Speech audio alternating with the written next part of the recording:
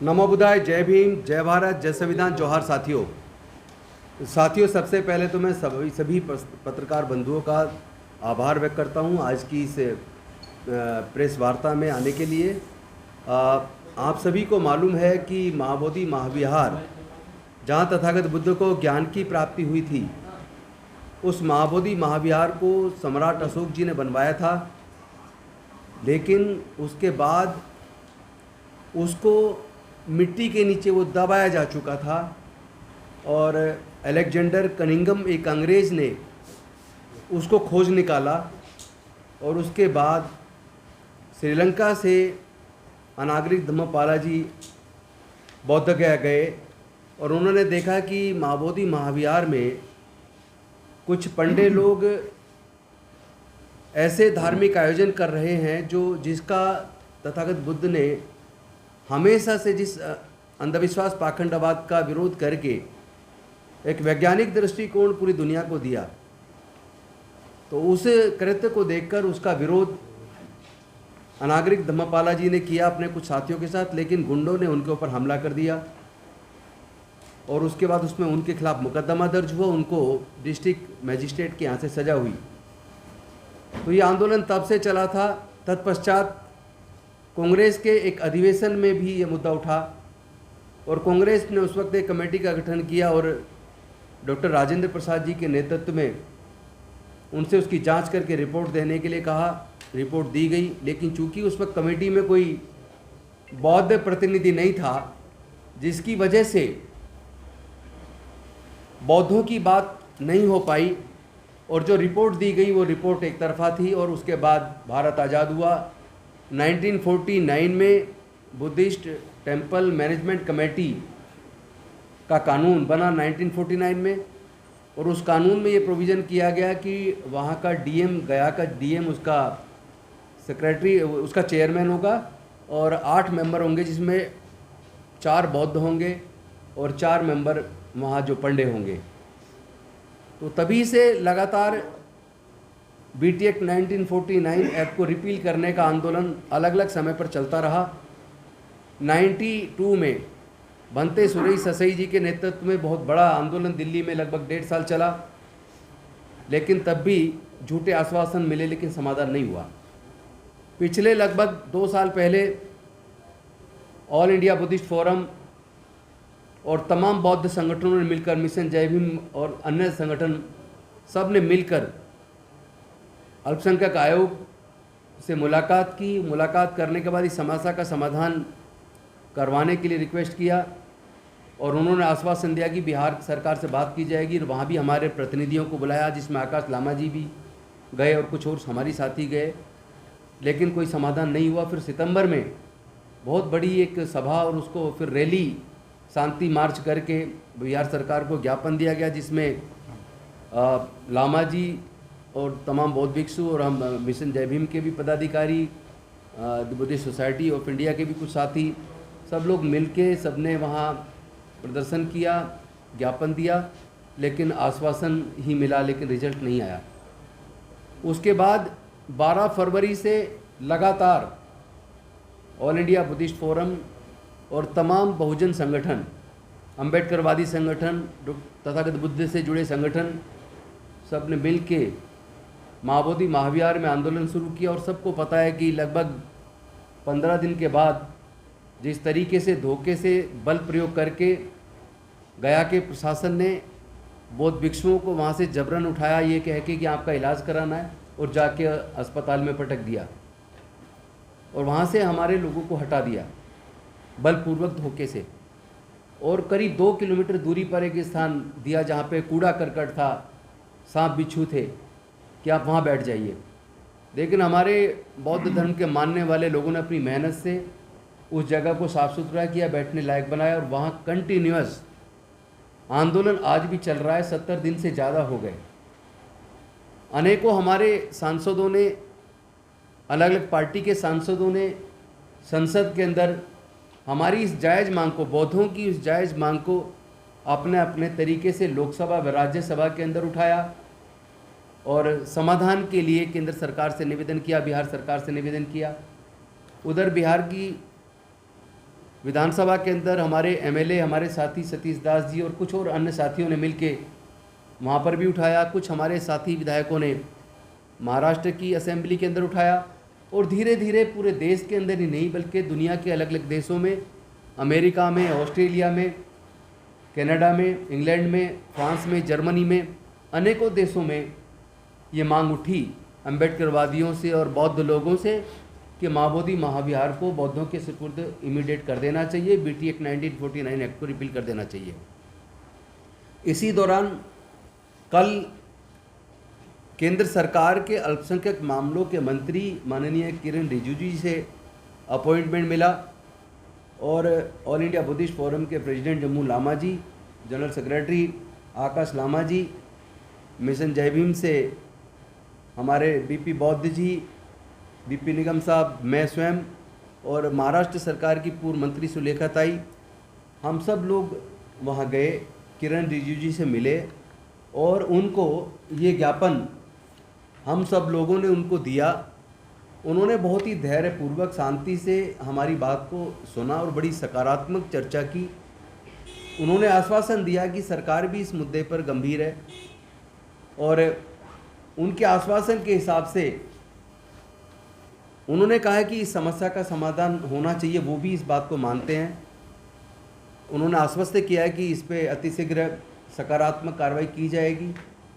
लेकिन ज्ञापन देने के बाद जब हम बाहर आए, हम लोगों ने आपस में बातचीत की और हमने तय किया कि कोरे आश्वासन पे हम लोग नहीं रुकेंगे।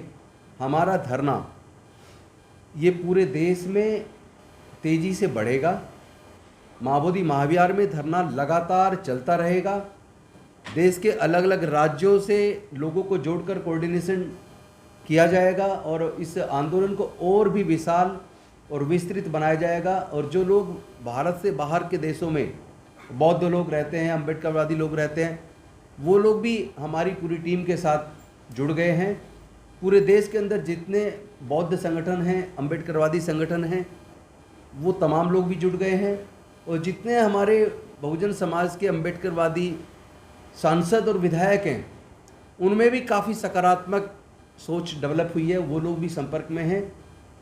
हमने तय किया है कि इस आंदोलन को हम लगातार बहुत मजबूती से चलाएंगे जब तक महाबोधि विहार बौद्धों को नहीं मिल जाता, उसका पूर्ण संचालन, जब तक बीटी एक्ट 1949 एक्ट पूरी तरह से रिपील नहीं हो जाता, तब तक हमारा धरना लगातार जारी रहेगा और इसको हम राष्ट्रव्यापी और अंतर्राष्ट्रीय आंदोलन के रूप में और ज़्यादा तेज़ी से आगे बढ़ाएंगे।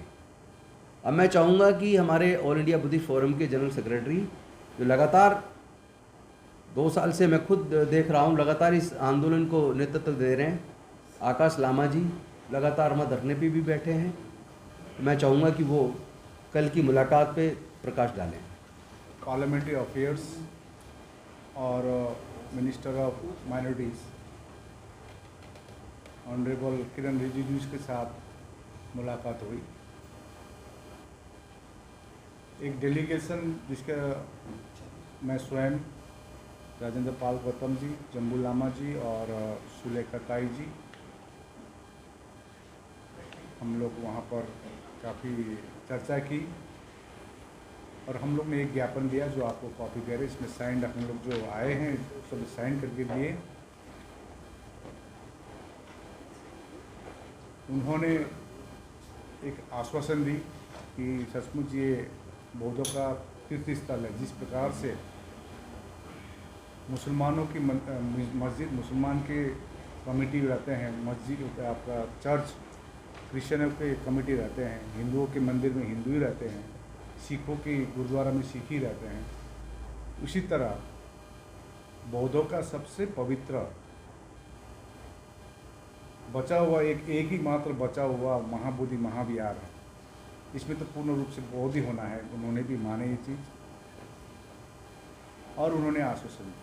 तो हम लोग ने जब तक बीटी एक्ट 1949 निरस्त नहीं होगी और कमेटी में पूर्ण रूप से बौद्ध नहीं होगी, तब तक धरने को हम लोग कंटिन्यू करेंगे। और अभी लगातार आज 72वां दिन है। जो गर्मी है बिहार में 45 डिग्री करीब पहुंच गया है, तभी भी हमारे दृढ़ संकल्प करके बैठे हुए हैं। हमारे भिक्षु उपासक उपासिकाएं लगातार विभिन्न राज्यों से, बिहार के विभिन्न जिलों से, वहाँ के स्थानीय संस्था, जितने भी बुद्ध को मानने वाले, अंबेडकर को मानने वाले जितनी भी संस्थाएं, तो दिन का दिन बढ़ती जा रही है। अभी 4 मई से एक धम्म चारिका है, धम्म पैदल यात्रा जो बोधगया से पटना तक, वहाँ पर 2000 से ज़्यादा भिक्षुओं का एक हम लोग वहाँ पर एक चारिका कर रहे हैं। और इस बार हम लोग ने आह्वान की है सभी को, जिस प्रकार से आप प्रत्येक वर्ष अपने अपने घरों में हो या अपने अपने बुद्ध विहारों में हो बुद्ध पूर्णिमा मनाते हैं, इस बार महाबोधि महाविहार मुक्ति के लिए महाबोधि में आप लोग पूजा के लिए यहाँ आइए। तो पूरे देश भर से ये एक सूचना आ रही है। मैं तो सुन रहा था महाराष्ट्र से ट्रेन भी आ रही है, पूरा फुल ट्रेन आ रहे हैं। इस प्रकार से विभिन्न राज्यों से, इवन कल मैं बात कर रहा था लद्दाख जहाँ -, डिग्री है, वहाँ से भी लोग आ रहे हैं, अरुणाचल से आ रहे हैं, तमिलनाडु से आ रहे हैं। तो यही आह्वान की गई और हम लोग ये धरना कंटिन्यू करेंगे। और ये जस्ट इनिशियल टॉक थी विद द गवर्नमेंट, क्योंकि हम लोग ने जितने भी संवैधानिक प्रकार से जितने भी आंदोलन करना था, दो बड़ी रैली, जैसे राजेंद्र पाल गौतम जी ने कहा 17 सितंबर 2024 को, उससे पूर्व भी 26 नवंबर 2023 में भी रैली की गई। सतीश कुमार दास ने, जो हमको वहाँ मिला, एक विधायक है बुद्धिस्ट विधायक, उन्होंने बात उठाई महाबोधि मुक्ति के लिए, उसका कुछ जवाब नहीं दे रहा था। उस प्रकार से दिल्ली में नेशनल कमेटी कमीशन के साथ 3 मीटिंगें की। एक मीटिंग बोधगया में आए नेशनल कमेटी कमीशन के चेयरमैन इकबाल सिंह लालपुरा जी और रिंचल नामू जी, जो बुद्धिस्ट मेंबर है। कि इतने ज्ञापन देने के बावजूद, इतने फोटोग्राफ्स, ऐतिहासिक प्रमाण दिखाने के बावजूद भी कुछ नहीं हो रही थी। तो हम लोग ने 12 फरवरी जो माघ पूर्णिमा है, तो माघ पूर्णिमा बौद्धों के लिए बहुत ही पवित्र दिन होता है, वहाँ से हम लोग धरने में बैठे हुए। और अनशन थी, पहले 17 दिन अनशन थी, क्योंकि वहाँ से 17वां दिन में 15 दिन जब हुई थी, 15 दिन में डीएम से खबर आई। तो हम लोग एक डेलीगेशन डीएम से मिले। डीएम ने कहा मेरे हाथ में ये, मैं तो एक्ट के आधार पर चल रहा हूँ। तो हम लोग ने कहा कि हम उससे उनसे मिलाइए जो डिसीजन दे सके। तो उन्होंने फिर होम सेक्रेटरी के साथ 27 फरवरी को मुलाकात कराया। उन्होंने कहा 10 दिन समय दीजिए, कुछ सकारात्मक होगी। लेकिन उसी रात को 12 बजे हमारे भिक्षु ने तो पूरे वहाँ पर बल भी 25 करीब भिक्षुनी थी, उनके लिए 70-80 पुलिसकर्मी लगाकर उठाया, जबरन उठाकर मेडिकल कॉलेज में फेंक दिया गया। रात भर कोई व्यवस्था नहीं थी। तो हम लोग ने नए धरने स्थल पर अभी जब बैठे हैं 2 किलोमीटर दूर, अभी 72 दिन हो गया हम लोग बैठे हुए हैं, सरकार के आस लगाए हुए हैं। और ये क्योंकि हमारा डिमांड जो है, जब तक ये बीटी एक्ट निरस्त नहीं होगा हम लोग धरने से उठेंगे नहीं। तो इसीलिए इसी संदर्भ में कल मिनिस्टर ऑफ माइनॉरिटीज़ और मिनिस्टर ऑफ पार्लियामेंट्री अफेयर्स किरण रिजिजू जी से एक अच्छी बात हुई है। धन्यवाद। जो सराहें होनी चाहिए, लॉजेज होनी चाहिए, ऐसी कोई व्यवस्था ये मैनेजमेंट कमेटी उस पर पैसा नहीं खर्च करती है। तो सवाल ये है कि फिर वो पैसा खर्च करते कहाँ हैं? अगर बौद्ध मंदिर पे चढ़ावा, बौद्ध विचार को बढ़ाने के लिए, बौद्ध साहित्य पर, बौद्ध पाली भाषा पर और रिसर्च वर्क पर अगर नहीं होता है खर्च, और बुद्धिज़्म के विकास पर नहीं खर्च होता, बुद्धिस्ट विचारधारा को फैलाने पे नहीं होता है, तो फिर महाबोधि जो सोसाइटी है, जो मैनेजमेंट कमेटी है, वो है किस लिए? फिर उसका काम क्या है? तो इसलिए ये बीटी एक्ट तो रिपील होना ही चाहिए। और मैं समस्त देशवासियों से निवेदन करता हूँ, इस बार की बुद्ध पूर्णिमा आप सब लोग 12 मई को बौद्ध गया में मनाएं। मैं आपसे आह्वान करता हूँ, सब लोग पूरे देश से आइए, हम लोग भी आ रहे हैं, और हम मिल के बहुत शांतिपूर्वक तरीके से इस बार की बुद्ध पूर्णिमा महाबोधि महाविहार में मनाएंगे। मैं निवेदन करूंगा सुलेखा ताई, जो महाराष्ट्र की पूर्व मंत्री हैं, चूँकि वो कल डेलीगेशन में साथ थी, वो भी अपने विचार इस संदर्भ में रखेंगी। नेशनल माइनॉरिटी कमीशन की चूँकि मेंबर भी रह चुकी है सुलेखा ताई, तो उनको बहुत सारी अंदर की खबरें भी होंगी, मैं चाहूँगा वो भी अपने विचार रखें। नमो बुद्धाय, जय भीम, जय संविधान। उपस्थित आदरणीय आकाश लामा जी, उपस्थित आदरणीय राजेंद्र पाल गौतम जी, हमने कल अल्पसंख्यक के मंत्री और संसदीय मंत्री माननीय किरण रिजिजू जी से मुलाकात की और जैसे बताया गया है कि बहुत सकारात्मक बात हुई है। सरकार की तरफ से उन्होंने आश्वस्त किया है और मुझे लगता है कि जिस तरीके से आंदोलन चल रहा है आकाश लामा जी के नेतृत्व में, पूरे महाराष्ट्र में नहीं, पूरे भारत में नहीं तो पूरी दुनिया के बौद्धों को एक जागरूक करने का काम, इस आंदोलन का बहुत बड़ा अचीवमेंट ये है कि दुनिया के बौद्ध जागरूक हो गए हैं कि बुद्ध गया टेम्पल एक्ट 1949 ये अनकॉन्स्टिट्यूशनल है, असंवैधानिक है और इसको कैंसिल करना ज़रूरी है। ये बात रिजिजू जी को बताया गया और उन्होंने भी इस बात को माना है। मैं आपको बताना चाहती हूँ कि इसके पहले भी कई आंदोलन हुए मगर इतना लंबा आंदोलन कभी हुआ नहीं है और पूरे देश से लाखों की संख्या में लोग इसको समर्थन दे रहे हैं। तो हमने सोचा कि जिस तरीके से एक प्रेशर ग्रुप बनाया जा रहा है आंदोलन के माध्यम से, धरना के माध्यम से, मोर्चे के माध्यम से, उस तरीके से हमें कानूनी लड़ाई भी लड़ना ज़रूरी है और इसलिए हमने सुप्रीम कोर्ट में एक पिटीशन दाखिल किया है 9 तारीख को, 9 अप्रैल को। आप सब जानते हैं कि राम जन्मभूमि का जो डिसीजन आया है सुप्रीम कोर्ट से, तो भले ही राम जन्मभूमि का इशू लैंड से संदर्भित था मगर वहाँ पर जो भूमिका सुप्रीम कोर्ट ने ली थी उसमें एक आस्था का भी एक प्रश्न आया था कि ये राम जन्मभूमि हिंदुओं का आस्था की जगह है।